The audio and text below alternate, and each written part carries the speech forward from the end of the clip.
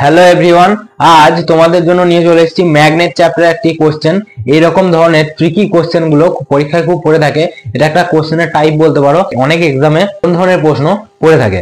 তো এই যে প্রশ্নটা বলা হয়েছে সেটা দেখো আগে, যে একটি তলের অবস্থিত সমকেন্দ্রিক দুটি লুপের মধ্যে একই অভিমুখে সমপরিমাণ তড়িৎ প্রবাহ হলে ওই লুপের কেন্দ্রবিন্দুতে, মানে ওই যে লুপটা, দুটো লুপ আমি কনসিডার করব, সেই লুপ দুটোর যে সেন্টার পয়েন্ট, একটাই সেন্টার পয়েন্ট হবে, তো সেই সেন্টার পয়েন্টে চৌম্বক ভেদ্যতা মানে ম্যাগনেটিক ফিল্ড আমাদের ফাইন্ড আউট করতে হবে। তো সেটা কি হবে দেখো, আমি একটা কোশ্চেন মানে ডায়াগ্রাম এঁকে নিয়েছি। তো এটা একটা লুপ আর এটা একটা লুপ। এই দুটো যে লুপ আছে, এই দুটো লুপের সেন্টার পয়েন্ট কোনটা? এই ও পয়েন্টটা। এই ও পয়েন্টটা আমাকে ম্যাগনেটিক ফিল্ড বার করতে হবে। তো দুটো সার্কেল বা দুটো কয়েলের ক্ষেত্রে যদি আমাকে সেন্টারে ম্যাগনেটিক ফিল্ড বার করতে হয়, তো আমাকে প্রথমত একটা কয়েলের জন্য সার্কেলে ম্যাগনেটিক ফিল্ড ফাইন্ড আউটের ফর্মুলা জানতে হবে, তবে আমি পারবো বার করতে। তাহলে সেটা কি, সেই ডেরিভেশনটা দেখে নাও। তো আমি প্রথমে এই যে একটা সেন্টার নিয়ে নিলাম, এইখান থেকে এই ধারে আই পরিমাণ কারেন্ট প্রবাহ হচ্ছে, আই পরিমাণ কারেন্ট অ্যান্টি ক্লকওয়াইজে প্রবাহ হচ্ছে। তো এইটা হচ্ছে সেন্টার ও, এই রেডিয়াস হলো আর ভেক্টর রেডিয়াস। আর তো ভালো করে দেখো, আমরা বায়োসাভার্স যে লটা জানি, বায়োসাভার্সের যে সূত্র, সেটা কি বলছে? বায়োসাভার্স বলে গিয়েছে যে DB equal to DB vector equal to mu naught I DL vector cross I R cap upon 4 pi R square. এটা বায়োসাভার্সের ল, যে ম্যাথামেটিক্যাল যে ফর্ম, সেটা হচ্ছে বায়োসাভার্স ল এর ম্যাথামেটিক্যাল ফর্ম হচ্ছে এটা। তো এটা, এই লটা এই সার্কেলের ক্ষেত্রে অ্যাপ্লাই করলে কি হবে দেখো, ডিএল ভেক্টর আমি একটা এলিমেন্ট নিয়ে নিলাম এই সার্কেলের, এই যে কয়েল, এই কয়েলের সার্কামফারেন্সের উপর একটা ডিএল লেন্থের এলিমেন্ট নিয়ে নিলাম, যেটা এইটা ভেক্টর। আর আর ভেক্টর যে আর ভেক্টর কি রেডিয়াস ভেক্টর, এটা রেডিয়াস ভেক্টর এখানে মানে আউটওয়ার্ড হবে এখানে। তো এই মধ্যবর্তী অ্যাঙ্গেল কি 90 ডিগ্রি। এই ডিএল আর আর ভেক্টর, ডিএল ভেক্টর এবং আর ভেক্টরের মধ্যবর্তী অ্যাঙ্গেল কত না 90 ডিগ্রি, এরা একে অপরের সঙ্গে পারপেন্ডিকুলার আছে। তো এই ফর্মুলা অনুযায়ী যদি আমাদের বার করতে হয় এই পয়েন্টে বার করতে গেলে B equal to mu naught I, চললো mu naught I DL vector cross r, dl vector তার হবে না, ডিএল ভেক্টরের ম্যাগনিটিউড হয়ে যাবে ডিএল আর ক্যাপ মানে আর সাইন 90 আপন 4 পাই আর স্কোয়ার, সো এটা হবে ডিবি। তো DB equal to mu naught I by 4 pi R square, R sine 90 মানে 1 আমরা জানি, ইন্টু ডিএল।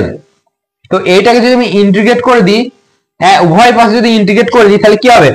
আর তো এটার এই সার্কেলের আর তো প্রত্যেকটা পয়েন্টে এই সার্কেলটার উপর আর প্রত্যেকটা পয়েন্টে দেখো কনস্ট্যান্ট, এই আর এর মান কিন্তু চেঞ্জ হবে না। এই পয়েন্টেও যা, প্রত্যেকটা পয়েন্টে আর কনস্ট্যান্ট, তো ইন্টিগ্রেট থেকে আর বেরিয়ে যাবে কনস্ট্যান্ট যেহেতু। তো এবার আমরা কি করব, এই 0 থেকে শুরু করব, পুরোটা চলে আসবো, তার মানে 0 টু 2 পাই আর 0 টু বি। তো এটা হবে B equal to mu naught I by 4 pi R square into 2 pi R. দেখো পাই ক্যান্সেল, 4 হবে, 2 যা স্কোয়ার আর কেটে গেল। তো বি কত বেরোলো? বি অ্যাট সেন্টার বেরোবে mu naught, B at centre কত বেরোবে? Mu naught I by 2 R. এটা হচ্ছে সেন্টারের বি, ওইটা বুঝে দিই, সেন্টার বি। তো একটা লুপের ক্ষেত্রে হলো অনলি ওয়ান লুপের জন্য এই ফর্মুলাটা প্রুভ করলাম। এবার যদি দুটো লুপ আসে তখন কি হবে? দুটো লুপ, হ্যাঁ। আর এই যে এই ভেক্টরটা, এই যে বি তো ম্যাগনেটিক ফিল্ড একটা ভেক্টর, তো ম্যাগনেটিক ফিল্ড বি এটা একটা যদি ভেক্টর হয়, তাহলে এর ডিরেকশন আমরা নির্ণয় করবো, ডিফাইন করবো কি করে? তো এই দিকে কারেন্ট অ্যান্টি ক্লকওয়াইজ চললো, কারেন্ট অ্যান্টি ক্লকওয়াইজ গেল, অ্যান্টি ক্লকওয়াইজ যদি কারেন্ট যায়, তাহলে ম্যাগনেটিক ফিল্ডের ডিরেকশন কোন দিকে হবে? ম্যাগনেটিক ফিল্ড দেখো কারেন্টের দিকে বৃদ্ধাঙ্গুলি, এই যে বুড়ো আঙুল আমাদের থাম ফিঙ্গার কারেন্টের দিকে রাখবে, আর এই যে 4টে আঙুল থাকবে রাইট হ্যান্ডের, সবসময় রাইট হ্যান্ডের রুল ফলো করবে। এই থাম ফিঙ্গার কারেন্টের ডিরেকশনে রাখবে এবং এই 4টে আঙুলকে ঘোরাবে। 4টে আঙুল যেভাবে ঘোরাবে মানে এইভাবে কারেন্ট গেল, তাহলে বৃদ্ধাঙ্গুল এইভাবে রাখলাম, 4টে আঙুলকে এভাবে ঘোরাইলাম, তাহলে এইভাবে কারেন্টের ম্যাগনেটিক ফিল্ডের ডিরেকশন হবে। মানে ম্যাগনেটিক ফিল্ডের ডিরেকশন কি হবে, এই দিকে ঢুকবে আর এই দিকে বেরোবে, মানে এইখানে হবে ক্রস আর এইখানে হবে আউট। মানে ম্যাগনেটিক ফিল্ড এদিকে ক্রস হবে, এদিকে আউট হবে। মানে এইটা যদি এর সার্কামফারেন্স হয় তো এইভাবে হবে ম্যাগনেটিক ফিল্ড, এইভাবে ঘুরবে, এইভাবে বুঝতে পারলে? তো ম্যাগনেটিক ফিল্ডের ডিরেকশন বুঝতে পারলে? তাহলে এখানে ম্যাগনেটিক ফিল্ড যদি বার করতে হয়, দেখো এটা আমি 1 নম্বর লুপ দিলাম, এটা 2 নম্বর লুপ দিলাম, ঠিক আছে? তো 1 নম্বর লুপের জন্য ম্যাগনেটিক ফিল্ড হবে μ0I/2 r1 হবে।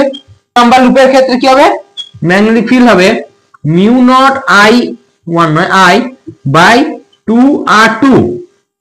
তাহলে টোটাল এট ও পয়েন্টে টোটাল বি হবে কত? টোটাল বি হবে, দেখো b1 আর b2 যদি অ্যাড করে দিই তাহলে μ0/2 μ0I/2 1/r1 প্লাস 1/r2।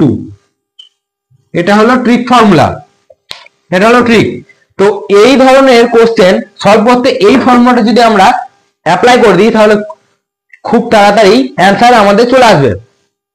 তো এবার দেখো, এটা তো আমরা কারেন্ট সেম ডিরেকশনে নিয়েছি, দুটো লুপের ক্ষেত্রে আমরা কারেন্ট কি নিয়েছি, সেম ডিরেকশনে। এবার যদি আমরা একটা লুপ আর একটা লুপ যদি অপোজিট ডিরেকশনে যদি কারেন্ট যায় তাহলে কি হবে? তো সেই ক্ষেত্রে কি হবে দেখো, এটা বুঝে দিই।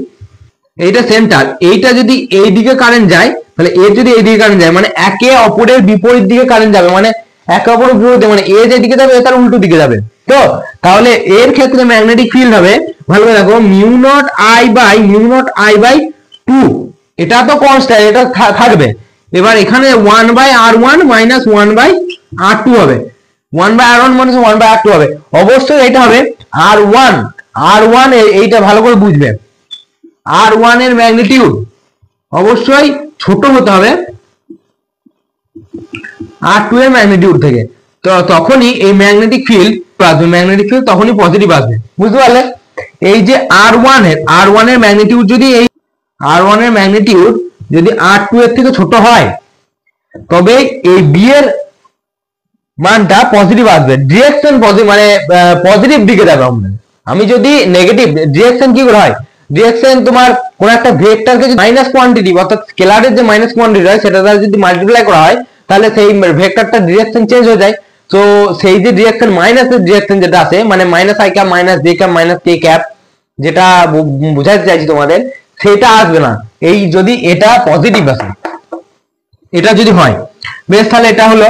এইবার যদি এই যে লুপ আমরা নিলাম, তো এই লুপের একটা লুপ দুটো লুপ সেম ডিরেকশনে কারেন্ট আছে, এইরকম লুপ যদি n টাইমস চলতে থাকে, এই একটা লুপ আছে, এটা সেন্টার, আবার একটা লুপ নিলাম, আবার একটা লুপ নিলাম, এরকম করে ডট ডট ডট করে লুপ n টাইমস পর্যন্ত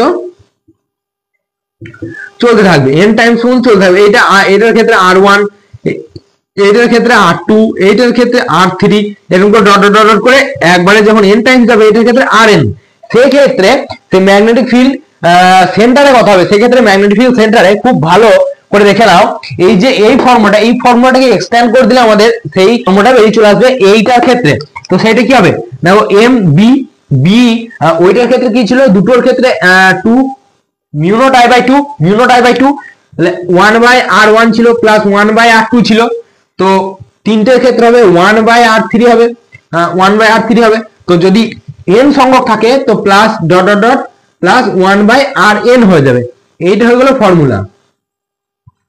এরকম ধরনের কোশ্চেন যদি পরীক্ষা করে থাকে, ফর্মুলা লাগিয়ে দিলেই তোমাদের খুব তাড়াতাড়ি অ্যান্সার চলে আসবে। আর এরকম ধরনের ট্রিক পেতে বা এরকম ধরনের কনসেপ্ট আলোচনা করতে আমাদের শ্যাডো অফ ফিজিক্স এর সঙ্গে তোমরা কানেক্ট হতে পারো।